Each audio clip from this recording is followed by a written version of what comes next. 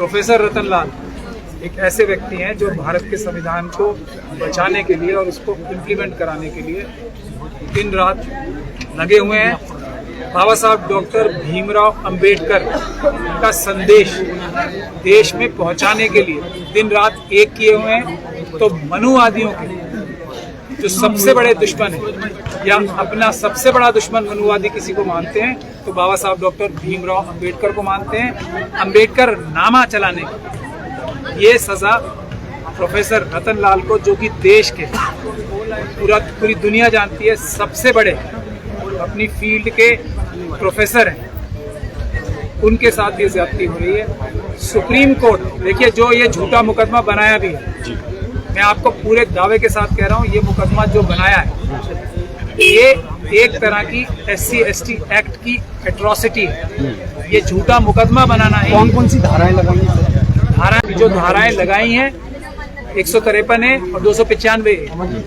इन दोनों में 3 साल से ज्यादा सजा नहीं, यानी कि माननीय उच्चतम न्यायालय का ये जो निर्देश है अरनेश कुमार की जजमेंट द्वारा कि यदि 7 साल से कम सजा किसी भी केस में होगी तो उसमें गिरफ्तारी किसी हालत में नहीं होगी, बल्कि उसमें सिर्फ नोटिस दिया जाएगा और उससे पूछताछ करने के लिए मुलजिम से पूछताछ करने के लिए नोटिस दिया जाएगा और उसको कुछ कंडीशंस लगाई जाएंगी। लेकिन इस देश में दूसरे तरह का कानून, एक आम आदमी के लिए कानून है और एक अंबेडकरवादियों के लिए कानून है। एक शेड्यूल कास्ट के लिए दूसरा कानून है, वो इम्प्लाई किया गया है। हमने आज आके पुलिस के अधिकारियों को ये दिखाया कि ये अरनेश कुमार की जजमेंट है जो आपको बाध्य करती है कि आप इनको गिरफ्तार नहीं कर सकते, बल्कि यदि आप इन्हें गिरफ्तार करेंगे तो वो कंटेम्प्ट ऑफ कोर्ट होगी और आपके खिलाफ डिपार्टमेंटल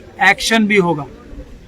तो उसको नजरअंदाज किया जा रहा है। भारत के सुप्रीम कोर्ट को नजरअंदाज कर रही है ये दिल्ली पुलिस की हालत है आज इस मनुवादी मानसिकता की सरकार में। खुले आम ये जजमेंट लेने से, इसको पढ़ने से इनकार कर दिया। ये है दिल्ली पुलिस। क्या था पूरा मामला जो गिरफ्तारी? मैं भी आपको बताता हूँ। इसके आगे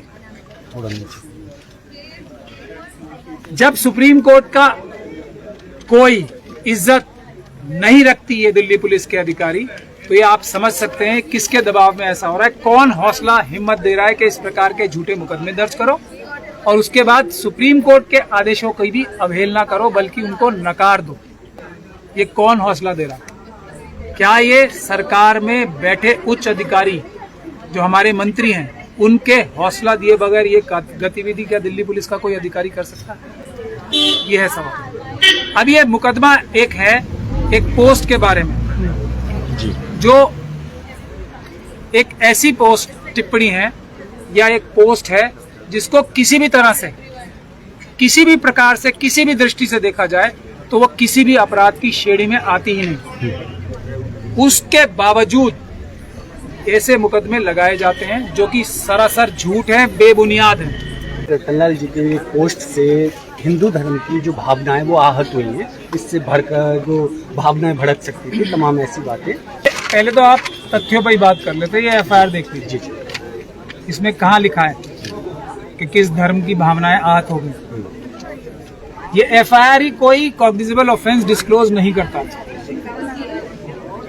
तो ये तो एक झूठ बात लिख के, जो बात एग्जिस्ट ही नहीं करती उस बात को लिख के एक झूठा इल्जाम लगाना, तो इस पे तो बहस करनी ही बेकार है। कल हम कोर्ट के सामने भी ये बात रखेंगे कि कोई ऑफेंस हुआ ही नहीं।